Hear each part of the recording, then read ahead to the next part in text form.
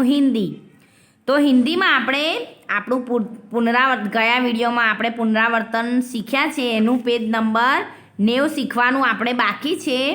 તો આજે જુઓ પેજ નંબર 90 પર આપ્યું છે આપણને, આપણે આ જે સંકેત બતાવ્યા છે તમને વિડીયોમાં દેખાય છે, ऊपर सूचना आपी है कि नीचे दिए गए संकेतों को पहचान कर हिंदी में नाम लिखिए।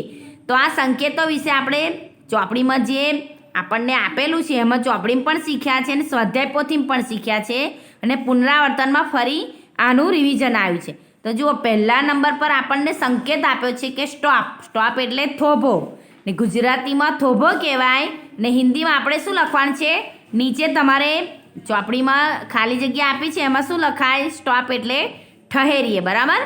फरी नंबर 2 आपने एनु संकेत बताव्युं छे, जो गोर वर्तुळनी अंदर आम चिन्ह करीने एने एरो मार्यो छे एटले प्रवेश बंध, एटले अहींया आपने नो एंट्री लखी छे एटले के प्रवेश बंध छे, एटले आगळ रस्तो बंध छे। बराबर। फरी एनी बाजुमां छे के जुओ एक मार्गीय संकेत, એટલે કે બંને બાજુ રસ્તો બંધ છે। બરાબર। ફરી એની બાજુમાં સાંકડો પુલ, એટલે કે જુઓ રસ્તા સંકરા હે, આપણે હિન્દીમાં શું લખાય કે સંકરા પુલ હે। ફરી એની નીચે આપ્યું છે કે આગળ પહોળો રસ્તો છે। તો આપણને ચિહ્નમાં દેખાય છે કે જુઓ બે સાઈડ પહેલાં સાંકડો રસ્તો બતાવે છે અને આગળ ચોહળો રસ્તો બતાવે છે। તો આપણે એનો સંકેત કેવી રીતે લખાય कि आगे चौड़ा रस्ता है। फरी एनी नीचे छे जुओ एनी बाजुमां के साइकिल माटे प्रतिबंध, एटले साइकिल प्रवेश बंध, एटले साइकल एम आ रस्ता परथी साइकल आपणे ना साइकल लईने अवर जवर ना करी सकीए, एटले अहींया आनो संकेत आप्यो छे। जो गोर वर्तुळमां साइकल बताय छे ने चिन्हमां एरो मारेलो छे, एटले साइकिल प्रवेश बंध, एटले के आ रस्ता परथी साइकलनी मुसाफरी ना करी शकाय। हाईवेनो रस्तो होय तो आपणे ए रस्ता पर साइकल लईने मुसाफरी ना करी शकाय। आकस्मिक कोई कारण बनी जाय ने एमां आपणने तकलीफ थई जाय, एक्सिडंट थई जाय के आपणे कोई मुसीबतमां आई जईए। फरी एनी बाजुमां लख्युं छे के गोळाकार रस्तो। गोळाकार रस्तो एटले वृत्ताकार रस्ता। जो अहींया आपणने ચોપડીમાં बताव्युं छे, त्रिकोणनी अंदर गोળ वर्तुळमां चिन्ह बताव्या छे 3, गोळाकार रस्तो एटले के वृत्ताकार रास्ता। फरी जुओ एनी बाजुमां छे के आगळ सांकड़ो रस्तो छे, एटले पहेला आपणने रस्तो मोटो बताव्यो छे चिन्हमां अने आगळ जता रस्तो सांकड़ो छे। तो शुं लखाय के आगे संकरा रस्ता है, ए हिंदीमां एवी रीते लखाय आगे संकरा रस्ता है। आ संकेतोनुं नाम આપણને ગુજરાતીમાં આપ્યું છે અને હિન્દીમાં મેં તમને સ્વાધ્યાય પોથીમાં પણ પૂરીને બતાવ્યું છે અને આપણી ચોપડીમાંય પૂર્યું છે અને નોટમાં પણ અગાઉ મેં લખાયેલું છે। આ પુનરાવર્તનનું છે, તમારે આ આપણી ચોપડીમાં પહેલાં મેં બતાવ્યું એ પ્રમાણે તમારે પૂરવાનું છે અને ચોપડીમાં પૂર્યા પછી તમારે નોટમાં જે સંકેતો આપ્યા છે એના ચિહ્ન દોરવાના છે। 2 વખત ચિહ્ન દોરીને એનું નામ લખવાનું છે, તો જેથી કરીને કે પેપરમાં આપણને આવા સંકેત પૂછાય તેનું નામ લખતા આપણને સહેલાઈથી આવડી શકે। બરાબર।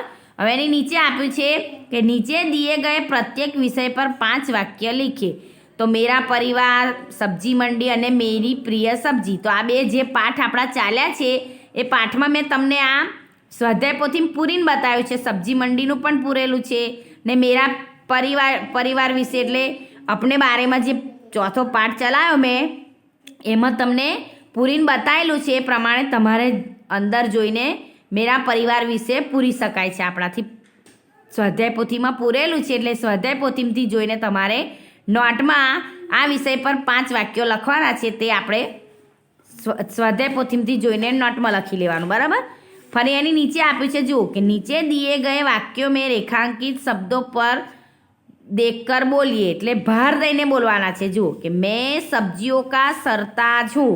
सब्जियों का सरताज શું છે, આ શબ્દ પર ભાર દેવાનો છે। સરતાજ એટલે બધાથી મોટો, એટલે આપણે શાકભાજીના જે સબ્જીનો આપણો પાઠ હતો એમાં શીખ્યા હતા ને કે મેં સબ્જીઓ કા સરતાજ હું, એટલે આલુ બોલે છે એ પ્રમાણે આ વાક્ય બનાવવાનું છે। ફરી જો મોર हमारा राष्ट्रीय पक्षी है, એટલે મોર हमारा પણ કેવું છે રાષ્ટ્રીય પક્ષી, એટલે આ શબ્દ પર ભાર દેવાનો છે કે રાષ્ટ્રીય પક્ષી है। ફરી મેં કલ રામપુર ગયા था। તો મેં કલ પણ ક્યાં ગયા હતા? રામપુર. એટલે આ જે શબ્દ આવ્યો એના પર આપણે ભાર દેવાનો છે, એ પ્રમાણે લીટી કરવાની છે. જુઓ તો પહેલા વાક્યમાં મેં સબ્જીઓ કા, તો સરતાજ પર લીટી આવશે. બીજા વાક્યમાં રાષ્ટ્રીય પર લીટી આવશે અને ત્રીજા વાક્યમાં રામપુર પર લીટી આવશે. આ પ્રમાણે તમને ચોપડીમાં તો પૂરીને બતાવ્યું છે, આખું ઉદાહરણ આપ્યું છે, પણ આ વાક્યને આપણે સમજવાના છે. આ પ્રમાણે આપણું પેજ નંબર 90. તો પેજ નંબર 90 પર જે સંકેતો આપ્યા છે એ સંકેતોને તમારે ચોપડીમાં પૂરવાનું ને ચોપડીમાં પૂરીને આ સંકેતોના ચિત્ર નોટમાં દોરવાના છે. નોટમાં દોરીને 2 વખત લખવાનું છે. આજનું આપણું લેસન છે બેટા. ફરી બીજું શીખીશું. ચલો, અસ્સલામ વાલેકુમ.